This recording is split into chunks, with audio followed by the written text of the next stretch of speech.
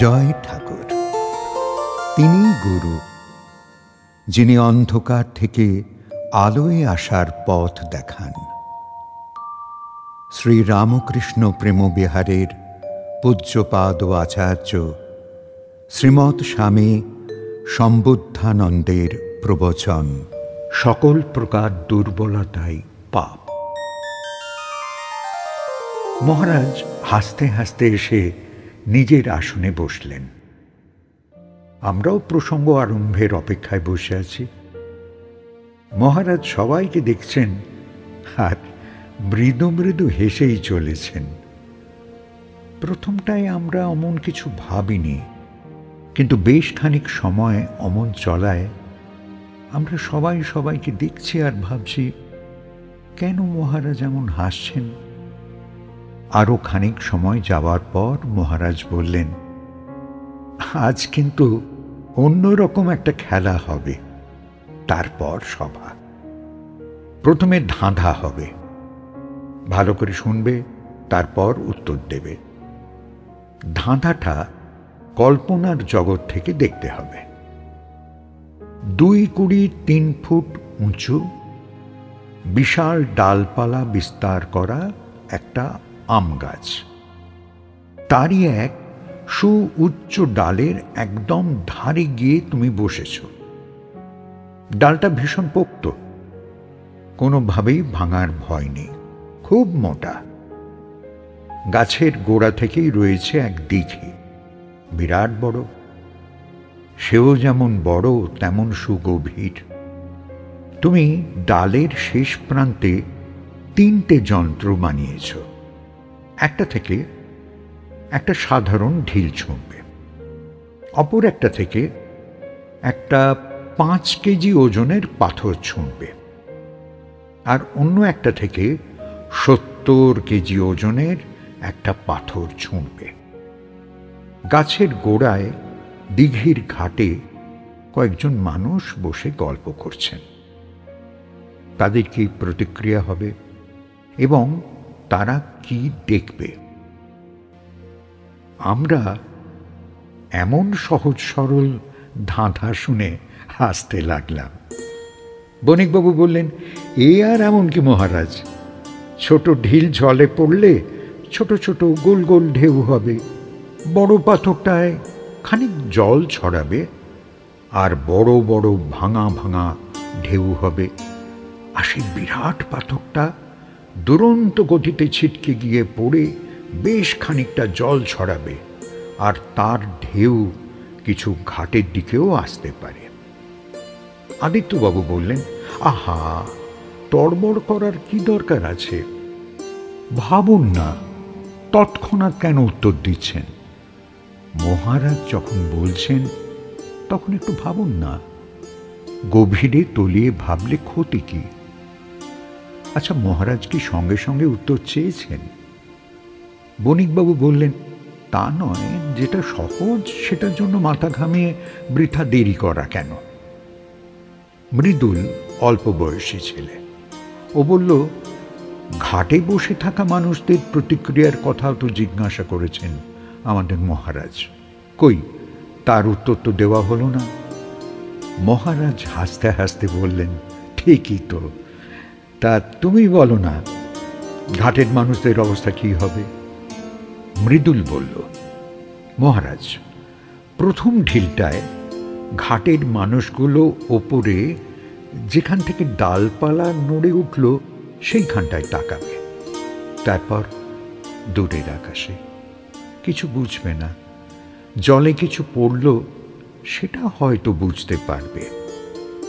দ্বিতীয় পাথরটির ক্ষেত্রে আকাশের দিকে তাকিয়ে পাথরটির পড়ে যাওয়া অবধি লক্ষ্য করবে।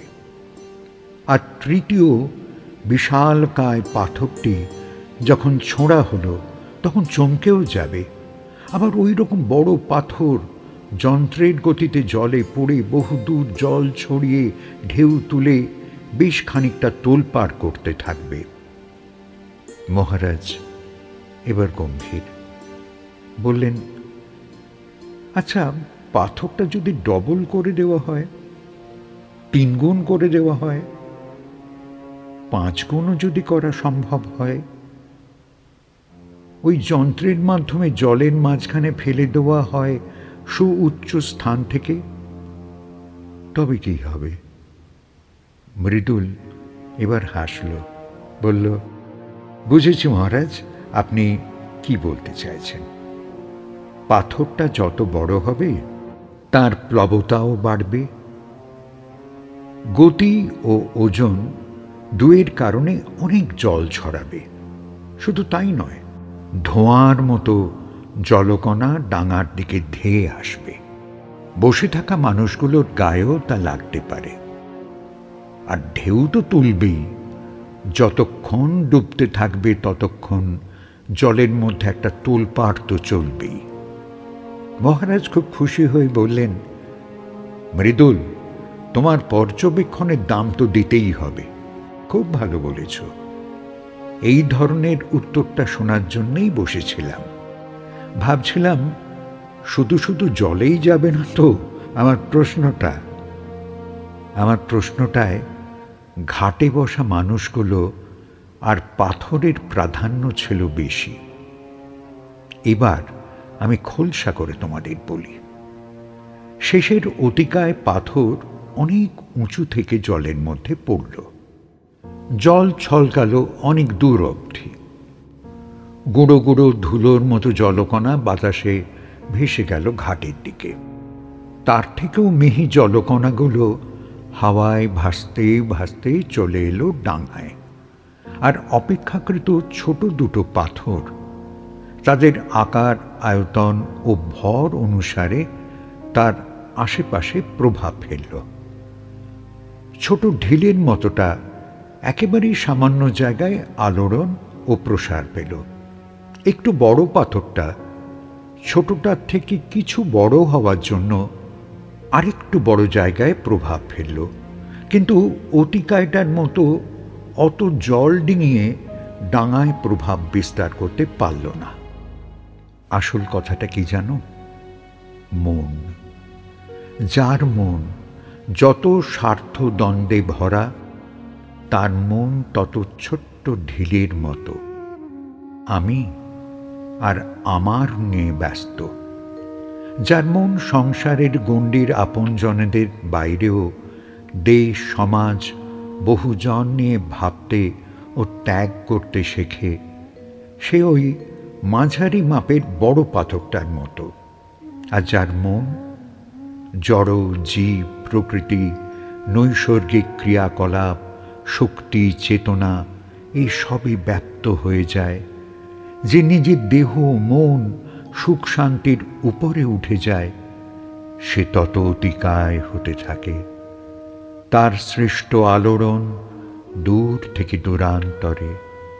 পাথর যত বড়, যত উচ্চ থেকে আগত, ততই তার প্রভাব বিশাল। ছোট্ট ঢিলটি হল যারা নিজেকে আর নিজের তৃপ্তির বিচারেই জীবন কাটাচ্ছে, তাদের প্রভাব তাদের আশেপাশের 2-4 জন ছাড়া কারোর উপরেই যায় না। তারা মানুষ হয়েও সাধারণ জীব বই আর কিছু নয়। আর যারা সমাজ, দেশ, শত শত দুঃখীজন, গরিবকে নিয়ে চিন্তা করে, স্বার্থ ত্যাগ করে মানব জীবনটাকে কাজে লাগায়, তারা পথপ্রদর্শক, আচার্য, প্রকৃত মান হুঁশ। এদের কর্ম বা জীবনের প্রভাব বেশ খানিক দূর অবধি প্রসারিত হয়। যার মন দেশ, কাল, পাত্র এসব গণ্ডি পেরিয়ে গেছে, যে নিজেকে ভুলে কেবল পরার্থে জীবন পাত করছে, সেই বিশাল পাথর। সে তার কর্মের প্রভাব বহু দূর অবধি বিস্তৃত করতে পারে। আমরা কর্ম ও মানসিকতার এক সরলীকৃত পাঠ আজ পাচ্ছিলাম গুরুদেবের কাছ থেকে। ভাবছিলাম কি সহজে কেবল স্বার্থ শূন্যতাতেই মানুষ বড় হয়ে যেতে পারে। মহারাজ আবার বলতে শুরু করলেন, আমরা যে গভীরে বিষয়টি অনুধাবন করতে পারিনি তা বোধ হয় উনি বুঝতে পেরেছেন। তাই বললেন, দেখো বাবা, তোমরা মনটা আরো একাগ্র করো, আমার কথার মর্মার্থটি বোঝো।